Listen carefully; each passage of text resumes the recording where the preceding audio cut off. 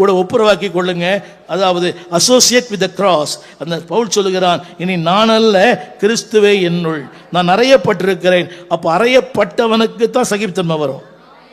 ஐயா சகிப்புத்தன்மை இருக்குதுங்களா? ஐயா சகிப்புத்தன்மை இருக்குதான் கேட்டேன்.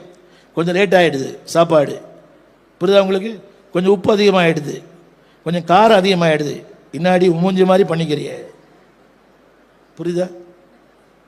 இன்னைக்கு பார்த்தாலும் ரசம் சாம்பாரா? நீங்கள் கொடுத்த காசுக்கு அதுவே ரொம்ப அதிகம். புரியவே இல்லை. நீங்கள் கொடுத்த காசுக்கு அதுவே ரொம்ப அதிகம்.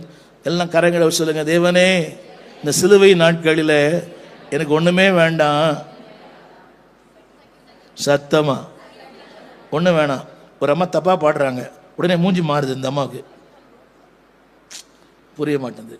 தப்பாக பாடினா நீங்கள் பெரிய ஏமாஜானா? அந்த அம்மாவுக்கு எவ்வளோ தெரியும், அதான் பாடுது. கொஞ்சம் தப்பாக ஜோம் பண்ணுது, உடனே முகம் சுளிக்குது, உடனே அந்த அம்மா போட்டு அழுத்துது. தமிழ் புரியுதா? சொல்லுங்கள், தப்பாக பாடினாலும் சகிச்சுப்பேன். சத்தமாக சொல்லுங்கள்.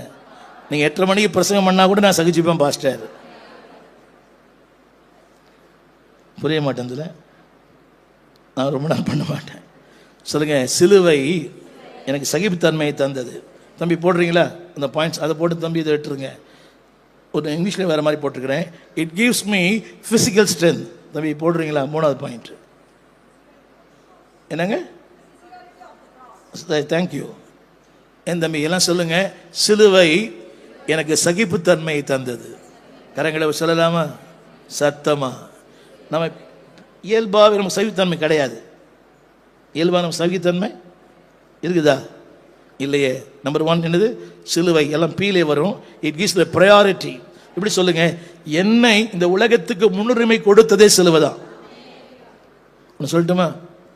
என்ன பாருங்க, எல்லாரும் சில பேர் வரலைன்னா நாங்கள் ஒரு டென்ஷனாக இருப்போம்.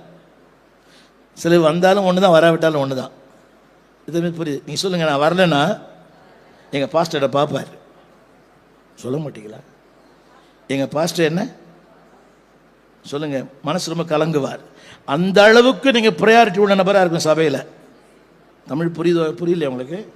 சொல்லுங்கள், சபையில் நான் ஒரு அறியப்படத்தக்கவராய், ஊழியனுக்கு ரொம்ப நெருக்கமான மனிதனாய் நான் மாறணும். அப்படி மாற்றுறது சிலுவை தான். இந்த ப்ரையாரிட்டின்னு சொல்கிறது கவனிங்க. பையா சொல்கிறாரு, இந்த அம்மா ஜோம் பண்ணுங்க, இந்த அம்மா ஜோம் பண்ணுங்க, நீங்கள் பாடுங்க. ஆமாம், உன்னை விட வசனம் நிறைய பேர் இல்லையா?